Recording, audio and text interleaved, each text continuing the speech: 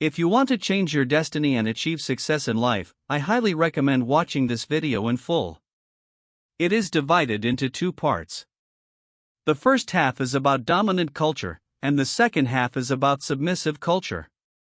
Both cultures can lead to success. For a poor person who wants to change their current situation, the core issue is what exactly? You can study many things, business principles, laws, identifying trends, but let me tell you, these are all too big in scope. For a poor person wanting to change their lot in life, the most fundamental thing is to study human nature and how to work against it. Let me give a very practical, hard-hitting example. If you have done social media for a long time, you'll notice this phenomenon: those who post feel good, pay-in-the-sky motivational things every day like believe in my cognitive methods, self-discipline is as easy as breathing, learning is as addictive as a game. They may get 2 million views. But those who state objective facts and truths, like I have 30 classmates in Harvard and Yale, and they studied 7,000 hours even in high school to get in. I've seen many videos but they barely get 9,000 views even though they state the objective truth that to accomplish anything substantial requires embracing inevitable hardship. I feel those speaking the objective truths have good intentions and conscience, while those painting rosy pictures are often misleading people. Dominant culture succeeds through legitimate means, while submissive culture succeeds through trickery and deceit, deceiving those who buy into it. Since so many people buy into submissive culture, those peddling it profit hugely, but often face significant backlash eventually when people see through the false promises. Next, I'll explain how to find success through dominant culture. Dominant culture starts with looking inward and going against human nature and against oneself, rather than constantly complaining about external circumstances. This path is certainly arduous, but also immensely rewarding. Why does dominant culture start by going against human nature? When someone shifts from constantly indulging their emotions and cravings to disciplining themselves against their nature, they become capable of things they couldn't before. Their self-discipline opens up opportunities that their previous behaviors closed off. Let me give a simple example. Persistently writing online for 5 years, I wanted to give up nearly every day, but after a certain day years later, an editor noticed my writing talent and felt I'd be great at writing books.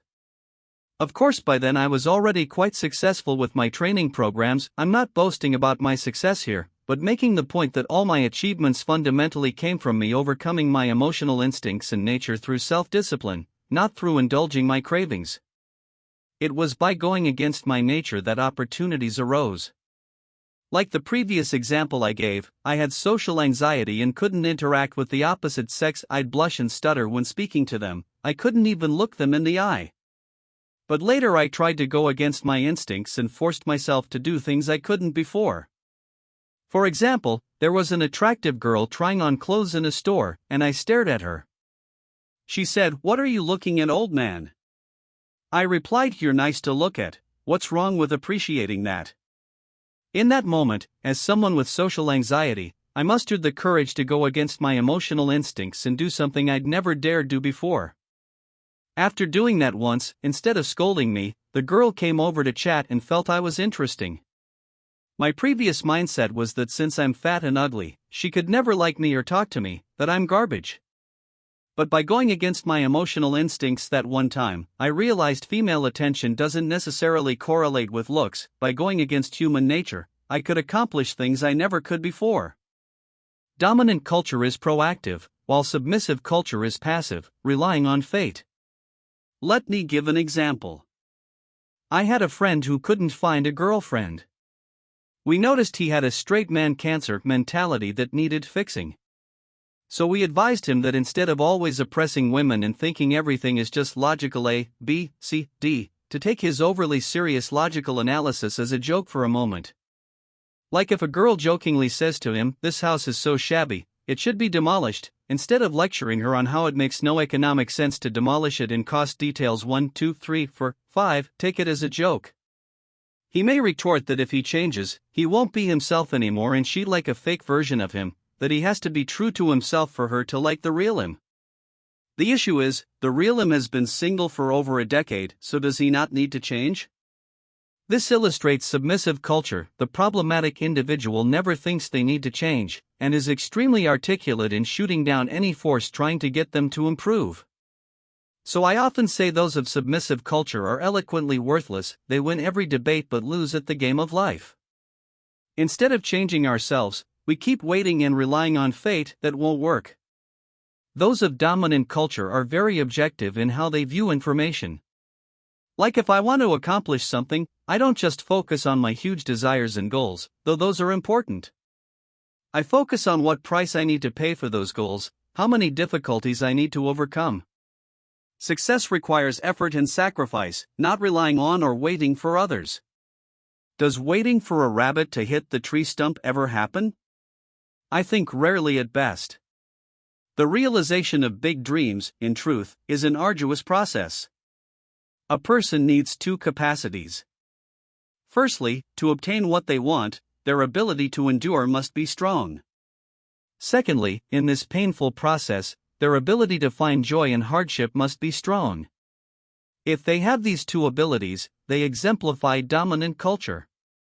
The third ability is massive self-discipline against human nature. This contains several facets. Firstly, one must learn to reframe negative thoughts. When we receive environmental stimuli, we may have an initial negative reaction. You have to discipline yourself to reframe it into a positive thought. For example, I spend 4 hours writing an objective, helpful, truthful article, but it barely gets 1,000 views. I have the negative reaction, why do misleading hype pieces get so many more views while my truthful stuff gets ignored? The result is I want to quit tomorrow out of anger. But that won't improve anything, and I'll keep blaming society instead of bettering myself, falling into submissive culture. Dominant culture would be reframing that negative reaction into a positive thought. I'd remind myself that the righteous path is full of setbacks. These hype artists getting temporary traction will inevitably face backlash when people realize the false promises. Just like in 2005 people jumped on the self-help bandwagon, but by 2007 thought of it as BS. For instance, after many failures in life, my negative reaction could be that I have no talent and can't succeed at this, that I'm garbage. The positive reframe would be failure only means my beliefs don't match objective reality yet. The essence of failure is increasing the accuracy of my beliefs to match reality. The more failures I experience, the more accurate my beliefs become and the more I set myself up for success. In summary, to achieve his desires, a person needs great resilience and the ability to find joy in hardship. He also needs massive self-discipline against human nature, reframing negative thoughts, enduring suffering most avoid, and forcing himself to accomplish things outside his comfort zone.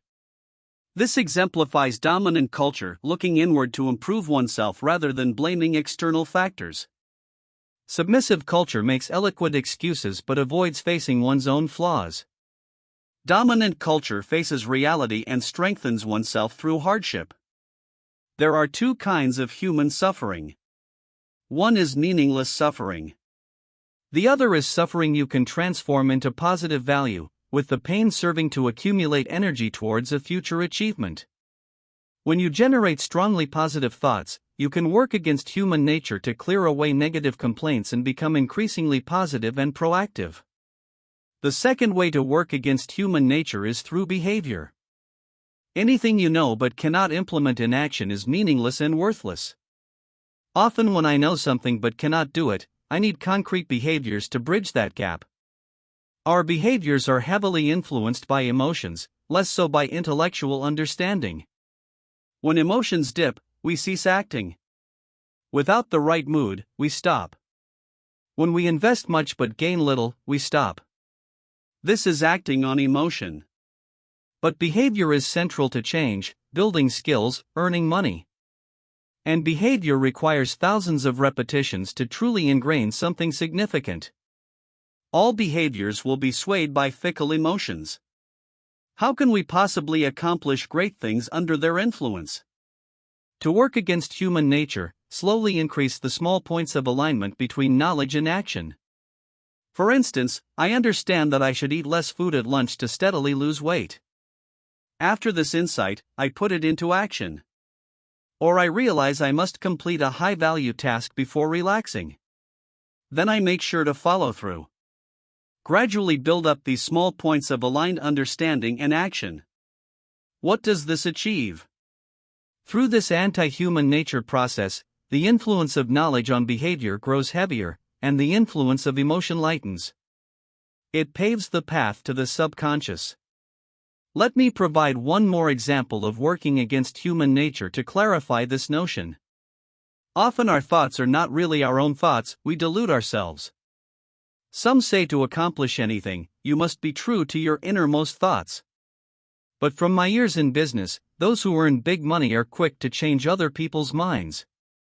Consider, to succeed in business, I must persuade many people to share a vision and work together.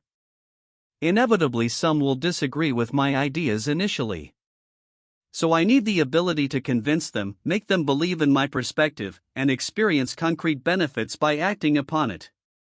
Then they slowly start to resonate with my way of thinking and we unite to accomplish more. Therefore, the ability to change minds itself enables earning. Yet some advise that when you meet emotional resistance trying to change people's minds in the real world, you should stop entirely. But that is the submissive culture mindset. The goal becomes avoiding difficulty to comfort oneself, rather than persevering through hardship to grow. I do not preclude comfort, but lacking this ability will make you poorer financially and in skills. Then you will complain about poverty without realizing the problem and solution. The correct mindset is to bravely continue working to change people's minds. Ignore the endless hecklers like foul rocks in a latrine. If you are so mentally fragile that resistance dissuades you from improving at influencing people, then as a poor person your core issue is being too emotionally delicate and weak-minded. I have found those who earn great wealth possess tremendous ability to change minds. Bluntly put, they wield significant persuasive power. You may disagree with idea A initially, but they can make you agree with compelling arguments. This skill requires immense training. Working against human nature means not blindly believing whatever you are told, but carefully considering the truth. Only then can you succeed. Those who blow in the wind lack the spine to persevere at influence due to emotional discomfort, crippling their ability to earn and contribute. They remain contented pawns while applauding their own wisdom at avoiding changing minds, not realizing their self-delusion. Next, how does submissive culture find success? Through trickery and deceit. It spreads easily by gratifying people's base emotions and cravings. The goal is not to improve you, but to fatten their wallets and social media followings. Submissive culture can bring success, but only for the few charlatans profiting by misleading the many. We call them self-help gurus. Every shortcut in this world sells through submissive culture, with the masses fooled into being fleeced. I call this subversive achievement. Why do righteous social media figures angrily denounce these gurus instead of compromising for their methods for easy popularity? Because subversive achievement relies on most people failing for the guru to succeed. We are hurt when we believe things that do not exist. These things may provide initial gratification, but over time immense pain emerges from the growing chasm between reality and expectations. Do you think studying 7,000 hours even in high school to get into Harvard can be happy? Even elite students don't know magical learning methods. Even if you did, the overall process would still require immense sacrifice. I practiced my craft 5 hours a day to achieve my dreams.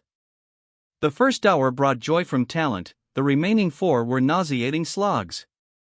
I tell you this not to brag, but to demonstrate that the truly strong understand the realistic path filled with immense hardship. Submissive culture preys on human weakness, researching how to manipulate emotions and desires to drive purchases and validation. The hordes getting millions of views online often utilized submissive culture as a shortcut. 99 people's failure enables one person's success. So submissive culture can bring success through subversive means, but it makes society worse. Contrast this to dominant culture, which is grounded in self-improvement, discipline against human nature, and service to others. Their success comes through legitimate hard work, not tricks. Dominant culture is tiring and arduous, but based on driving positive change. Submissive culture relies on 999 people paying the price for one person's success. It makes society worse. We must have the wisdom to discern these dangers cloaked in easy gratification and stand firm to do the hard work of dominant culture based on reality, service, and the greater good.